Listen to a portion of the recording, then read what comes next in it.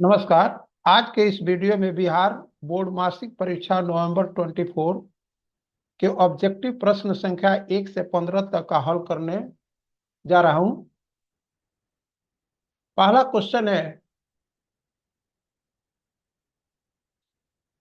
निम्नांकित में कौन परिमेय संख्या है? Which one of the following is a rational number?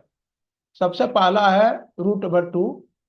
√2 एक परफेक्ट स्क्वायर नंबर नहीं है, यानी परफेक्ट वर्ग नहीं है, इसलिए इसका स्क्वायर रूट जो है सो परिमेय संख्या नहीं होगा। दूसरा है 3। 3 भी जो है सो परफेक्ट स्क्वायर नंबर नहीं है, इसका स्क्वायर रूट होगा नॉन टर्मिनेटिंग नॉन रेकरिंग, इसका भी स्क्वायर रूट होगा नॉन टर्मिनेटिंग नॉन रेकरिंग होगा, ये भी परिमेय संख्या नहीं है।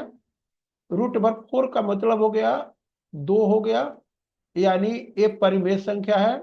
√5 यानी 5 का भी स्क्वायर रूट नहीं निकल सकता है, 2 पॉइंट समथिंग होगा, इसलिए ये भी जो है परिमेय संख्या नहीं है। तो इसका आंसर हुआ सी, और यही परिमेय संख्या है। आइए 2 नंबर क्वेश्चन में द्विघात समीकरण x² - 3x - 10 = 0 के हल करें। यहाँ पर सबसे पहले हम क्वेश्चन नंबर 2 को हल करेंगे। x² - 3x - 10 = 0, और इसको आप लोग क्लास 9 में देखे होंगे पॉलिनोमियल चैप्टर में। इसको कैसे फैक्टराइज किया जाएगा, इसके लिए सबसे पहले करेंगे x² माइनस, और यहाँ पर -10 = 0 लिखेंगे। ये निगेटिव का साइन है, यहाँ पर निगेटिव देंगे, और 10 × 1 ये 10 हो गया।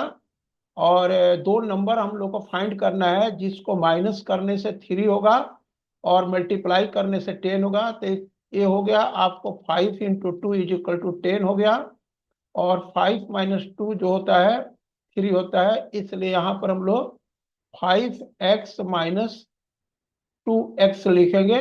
और इसको हम आगे बढ़ते हैं। 5x ब्रैकेट को ओपन करेंगे, माइनस इंटू माइनस प्लस हो गया, 2x - 10 = 0।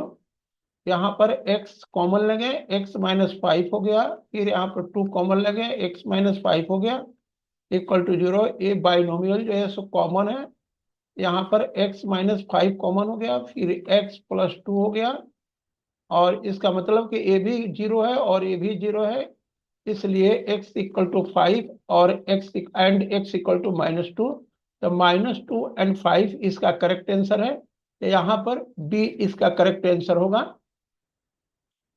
इसी प्रकार का एक क्वेश्चन है, क्वेश्चन नंबर 3। और 3 नंबर क्वेश्चन कैसे सॉल्व करेंगे? 2x² - x - 1/8 = 0।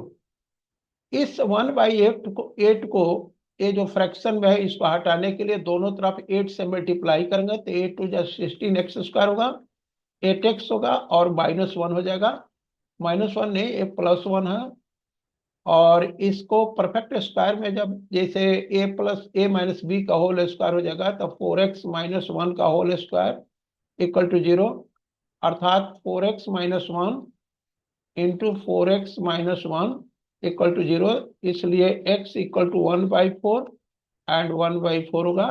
यहाँ पर इसका जो करेक्ट आंसर होगा वो डी होगा। आगे बढ़िए, क्वेश्चन नंबर 4। यहाँ पर sin a का मान cot a के पदों में निकालिए। इसके लिए हम लोग क्या करेंगे कि cos, सबसे पहले हम लोग देखें जो cos² a minus cot² a जो होता है ना, ये 1 होता है, तो ये हो जाएगा cos a। 4 नंबर क्वेश्चन का आंसर है। तो cos² a = 1 + cot² a होगा, और cosec a हो जाएगा आपको √1 + cot² a हो जाएगा। तो cosec के जगह पर हम लोग यहाँ पर 1/sin लिख सकते हैं a, और a हो गया 1 + √1 + cot² a बाई 1 लिखिए। फिर इसका रेसिप्रोकल जो है sin a/1 होगा, यहाँ पर 1/√1 + cot² हो जाएगा। इसका मतलब साइन के जगह पर 1/√1 + cot² होगा, तो इसका एक करेक्ट ये है, ये वाला आंसर नहीं है, ये नहीं होगा। अब ये 5 नंबर का आंसर क्या होगा, तो इसको हम लोग साइन 63 डिग्री कॉम्प्लीमेंट्री एंगल से रिलेटेड है, तो यहाँ पर साइन 90 डिग्री माइनस 27 डिग्री लिखेंगे बाई कॉस 27 डिग्री। तो ये हो जाएगा cos 27 degree by cos 27 degree equal to 1। इसका करेक्ट आंसर होगा सी। 6 में आइए, 6 में हम यहाँ पर 7 कॉमन ले लेते हैं। ये हो गया कॉस सेक स्क्वायर ए माइनस कॉट स्क्वायर ए। अभी हमने बताया था कि ये जो है सो एक आइडेंटिटी है, इस आइडेंटिटी में हम लोग इसका वैल्यू 1 ले आए हैं, तो इसलिए 7 इंटू 1 इज इक्वल टू 7 हुआ। यहाँ पर इसका जो करेक्ट आंसर होगा, ये शायद इसका करेक्ट आंसर जो होगा 7 होगा, यानी ए 7 होगा इसका। और यहाँ पर 1 plus tan square A, 1 plus tan square A by 1 plus cot square A. 1 plus tan square A होता है सेक स्क्वायर ए, और 1 प्लस कॉट स्क्वायर ए होता है कॉसेक स्क्वायर ए। और फिर हम सेक स्क्वायर ए को ऊपर 1 बाई कॉस स्क्वायर ए लिखेंगे, और ये 1 बाई साइन स्क्वायर ए होगा। फिर इसको हम लोग 1 by cos square A into sine square by A 1 लिख देंगे।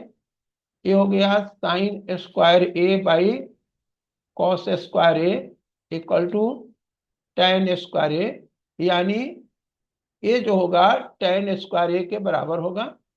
इसलिए इसका जो करेक्ट आंसर होगा यहाँ पर सी होगा। इसका अलग अलग तरीका भी से हम लोग सॉल्व कर सकते हैं, लेकिन सबसे इजी तरीका है। आइए 8 नंबर क्वेश्चन को देखें।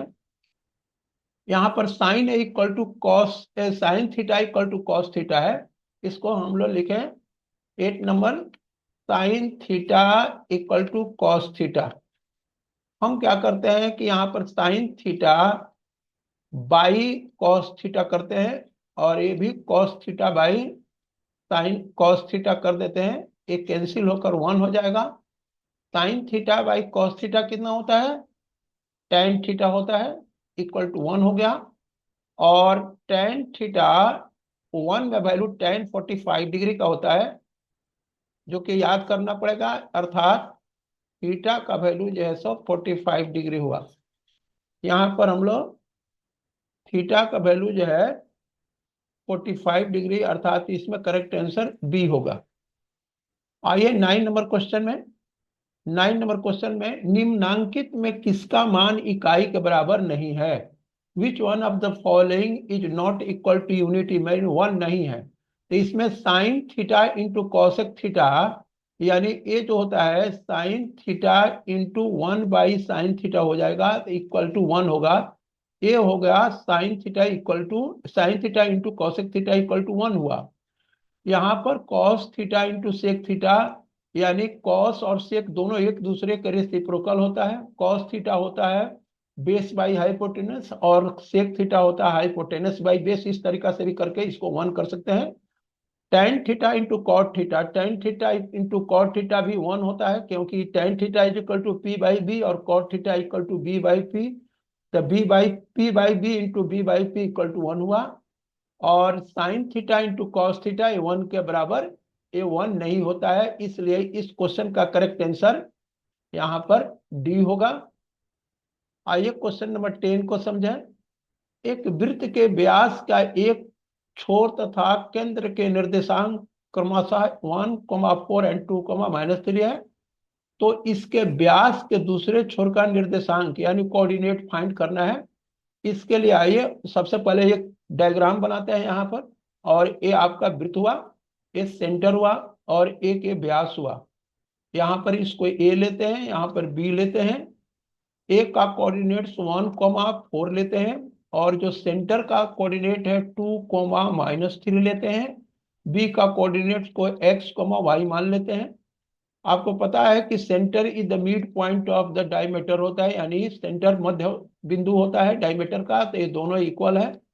इसलिए हम लोग जो कोई फार्मूला होता है, जैसे यहाँ पर अगर मान लीजिए कि x1, y1 है और ए x2, y2 है और ये मिड पॉइंट है x, y, तो यहाँ पर x इक्वल टू होता है x1 plus x2/2 and y equal to हो जाएगा y1 प्लस y2/2 होता है। इस फॉर्मूला को फॉलो करके हम लोग निकालें तो यहाँ पर आपको 1 प्लस एक्स, यानी 1 + x/2 इक्वल टू 2 हुआ। तो 1 + x इक्वल टू 4 हो गया, देयरफॉर x इक्वल टू 3 हुआ। और यहाँ पर y 4 + y/2 इक्वल टू -3, इसलिए 4 + y 2 3 जा 6 यानी -6 हुआ। y equal to -6 - 4 equal to -10 हुआ, यानी 3, -10 इसका करेक्ट आंसर होगा। आइए देखें 3, -10 दिया है कि नहीं। यहाँ पर दिया हुआ है 3, -10, यानी इसका करेक्ट आंसर सी होगा। अब आइए हम लोग यहाँ पर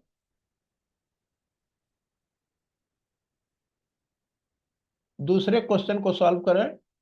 एक 11 नंबर क्वेश्चन है।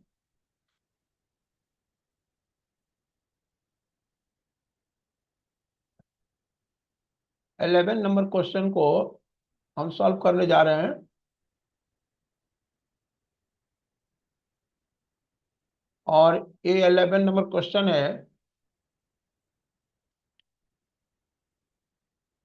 इसमें दिया हुआ है कि बिंदुओं -1 7 तथा 4, -3 को मिलाने वाले रेखाखंड को आंतरिक रूप से 2, 3 के अनुपात में विभक्त करने वाली बिंदु के नियमांक है। Coordinates of the point intersecting the line segment joining the point -1, 7 and 4, -3 internally in the ratio 2:3। चलिए हम एक डायग्राम बनाते हैं समझने के लिए। और इसका एंड पॉइंट -1, 7 है और एक एंड पॉइंट 4, -3 है। और एक पॉइंट है जिसका कोऑर्डिनेट्स x, y मान लेते हैं और ये 2:3 में डिवाइड करता है इंटरनली। तो हम लोग को मालूम है कि कैसे इसको x का वैल्यू कैसे निकलेगा, यानी इस 2 को यहाँ पर 4 से मल्टीप्लाई करेंगे, उसी तरह से 3 को -1 से मल्टीप्लाई करेंगे। तो 2 × 4 + 3 × -1 बाई ए 2 + 3 हो जाएगा। और ये हो गया 4 2 जा 8 and 3 × -1 equal to -3, 8 - 3 equal to 5/5 equal to 1 हो गया। उसी प्रकार से y इस 2 को -3 से मल्टीप्लाई करेंगे और 3 को यहाँ पर 7 से मल्टीप्लाई करेंगे, ये 7 है। तो ये हो जाएगा 2 × -3 का मतलब -6 हुआ और 3 × 7 का 21 हो गया, बाई 2 + 3 यानी 5 हो गया। ये 15/5 इक्वल टू 3 हुआ, यानी हमारा करेक्ट आंसर हुआ 1, 3। यहाँ पर 1, 3 देखे है कि नहीं, ये 1, 3 है, यानी 11 नंबर क्वेश्चन का 1 नंबर आंसर करेक्ट हुआ। निम्न में से कौन सा पाइथागोरियन ट्रिक नहीं है? Which of the following is not a Pythagorean triplet? Pythagorean triplet में चेक करने के लिए सबसे पहले हम लोग क्या करते हैं, जो जो 3 ठो नंबर दिया रहता है, यहाँ पर 3 ठो नंबर है, सब में 3 3 ठो नंबर है। आप देख सकते हैं सब में 3 3 ठो नंबर है। और उसमें क्या किया जाता है कि जो सबसे दो छोटा नंबर होता है ना, उसका स्क्वायर करके ऐड किया जाता है और चेक किया जाता है क्या दोनों का सम बड़ा नंबर के स्क्वायर के बराबर है कि नहीं। अब आइए हम पहला चेक करते हैं, जैसे 2² + 3², ये हो गया 4 + 9 = 13। और बड़ा नंबर है 4² एंड लिखते हैं यहाँ पर 16। आप देख सकते हैं 13 और 16 दोनों इक्वल नहीं है, यानी ये पाइथागोरियन ट्रिपलेट नहीं आई। इसको चेक करें, 3 3 जा 9, 4 4 जा 16, 16 + 9 25, 5² = 25। ठीक है, 5 5 जा 25, 12 12 या 144, 25 प्लस 144 169, 13 स्क्वायर इक्वल टू 169। ये पाइथागोरियन ट्रिपलेट है, ये भी पाइथागोरियन ट्रिपलेट है। 6 जा 36, 8 8 जा 64, 36 plus 64 equal to 100, 10 square equal to 100, ये भी पाइथागोरियन ट्रिपलेट है। इसका मतलब 12 का करेक्ट आंसर 1 हुआ। 3 में आइए, 13 सॉरी। किसी समकोण त्रिभुज के लंब, आधार तथा कर्ण क्रमशः पी बी और एच हो तो एच स्क्वायर क्या होगा? तो हम लोग का पाइथागोरस थ्योरम मालूम है, the square of the hypotenuse is equal to the sum of the square of the remaining two sides that is the base and perpendicular का स्क्वायर के बराबर होता है। तो यहाँ पर H square equal to P square plus B square होगा। एक करेक्ट आंसर है। एंड इसके लिए हम लोग को पाइथागोरस थ्योरम का नॉलेज होना चाहिए। लंब का मतलब परपेंडिकुलर होता है, आधार का मतलब बेस होता है, कर्ण का मतलब हाइपोटेनस होता है। So P square plus B square equal to H square. बहुत ही इंपॉर्टेंट क्वेश्चन है। 14 नंबर में आइए। समकोण त्रिभुज का क्षेत्रफल होता है, समकोण त्रिभुज आपको पता है ना, जो एक ट्रेंगल में जिसका एक एंगल 90 डिग्री होता है, यह एक समकोण त्रिभुज है। एबीसी ये 90 डिग्री है। इसको हम लोग परपेंडिकुलर बोलेंगे क्योंकि ये वर्टिकल लाइन है, ये हॉरिजॉन्टल लाइन है, ये बेस हो गया, और ये जो हो गया आपका हाइपोटेनस हो गया। तो इसका एरिया निकालने के लिए हम लोग क्या करेंगे कि हाफ इंटू आधार गुणे ऊंचाई, या 1/2 इंटू ऊंचाई गुणे, यानी इसका एरिया जो हुआ 1/2 इंटू पी इंटू बी, या 1/2 इंटू बी इंटू पी हो गया। तो ये नहीं होगा इसका एरिया। 1/2 इंटू आधार इंटू ऊंचाई, ये ठीक है, ये नहीं होगा। और 1/2 इंटू आधार, ये भी नहीं होगा, इसलिए इसका करेक्ट आंसर बी होगा। अब ये लास्ट क्वेश्चन जो हमारा 15 है।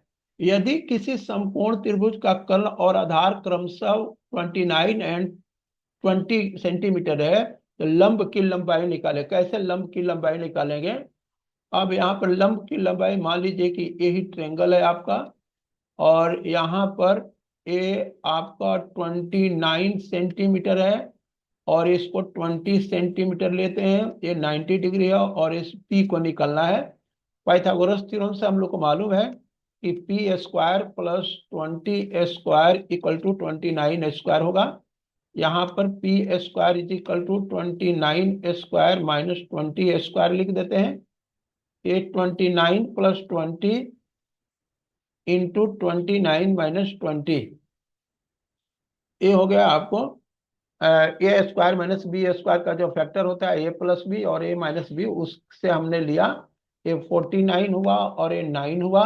Therefore P square P is equal to root over 49 into 9। 49 का स्क्वायर रूट 7 हो गया, और 9 का 3 हो गया, तो 7 3 जा 21, अर्थात ए पी का वैल्यू जो है सो 21 होगा।